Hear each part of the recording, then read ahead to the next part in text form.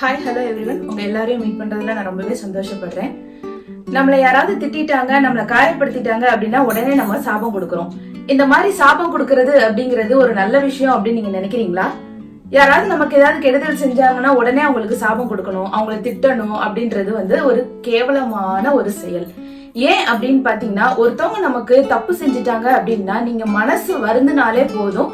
நீங்க மனசு வருந்தும் போதே அந்த நிமிஷமே அவங்களுக்கான தண்டனை அது கிடைச்சே தீரும். அப்படி இல்லைன்னா நீங்க என்ன பண்ணலாம் அப்படின்னு பாத்தீங்கன்னா, ஒருத்தவங்க எனக்கு இந்த மாதிரி பாதிப்பை உண்டு பண்ணிட்டாங்க, நான் எந்த தவறுமே செய்யல, ஆனா எனக்கு இந்த விஷயம் நடந்து போச்சு, எனக்கு இந்த கஷ்டத்தை அவங்க கொடுத்துட்டாங்க அப்படின்னு நீங்க கடவுள்கிட்ட மனம் வருந்தினாலே போதுமானது.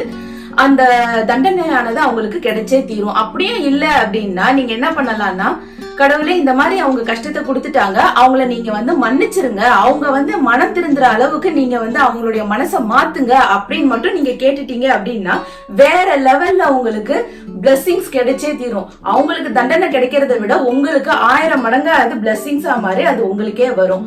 ஏன் அப்படின்னு பாத்தீங்கன்னா, எப்ப பார்த்தாலும் கவலைப்பட்டுக்கிட்டே இருக்கிறது வாழ்க்கை கிடையாது. எப்ப பார்த்தாலும் அடுத்தவங்களை திட்டுறதோ இல்ல அடுத்தவங்களுக்கு சாபம் கொடுக்கறதோ வாழ்க்கையே கிடையாது. எப்பவுமே அடுத்தவங்களை ஆசீர்வாதம் பண்ணி பழகுங்க. எனக்கு இந்த தப்பு நீ பண்ணிட்டியா, சரி போ, நல்லா இருந்துட்டு போ அப்படின்னு நீங்க பிளஸ் பண்ண ஆரம்பிச்சிட்டீங்க அப்படின்னா உங்களோட லைஃப் வேற லெவலுக்கு மாறி போய்கிட்டே இருக்கும்.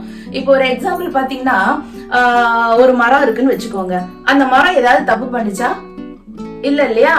மரம் எப்பவுமே தப்பு பண்ணாது. ஆனா அதுக்கு கூட கடவுள் இலையுதிர் காலம் அப்படின்னு ஒண்ணு வச்சிருக்காரு. இலையுதிர் காலத்துல என்ன ஆகும்னு பாத்தீங்கன்னா, இலையெல்லாம் கொட்டி போய் மரம் அப்படியே மொட்டையா நிக்கும்.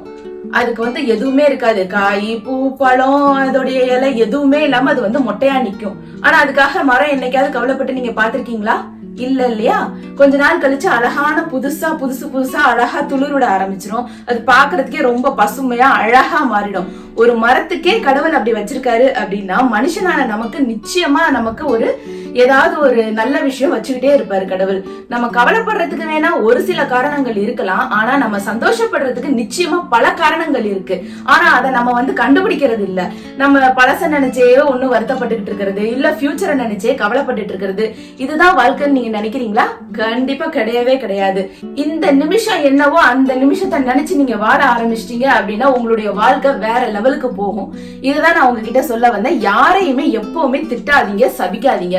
சாபம் விடுறனால எதுவுமே நடக்காது. சபிச்சீங்க அப்படின்னா அந்த நிமிஷமே அந்த கோபம் உங்களுக்கு அப்பவே போயிரும். ஆனா நீங்க சபிக்காம பிளஸ் பண்ணி பழகிட்டீங்க அப்படின்னா நீங்களும் சந்தோஷமா இருப்பீங்க. உங்களை காயப்படுத்தினவங்களும் நாளைக்கு மனம் திரும்பி உங்ககிட்ட மன்னிப்பு கேட்கறதுக்கான வாய்ப்பு நிறையவே இருக்கு. ஓகே, உங்களுக்கு இந்த வீடியோ பிடிச்சிருந்தது அப்படின்னா சப்ஸ்கிரைப் பண்ணி வச்சுக்கோங்க. லைக், ஷேர் அண்ட் கமெண்ட் பண்ணுங்க. நன்றி, வணக்கம்.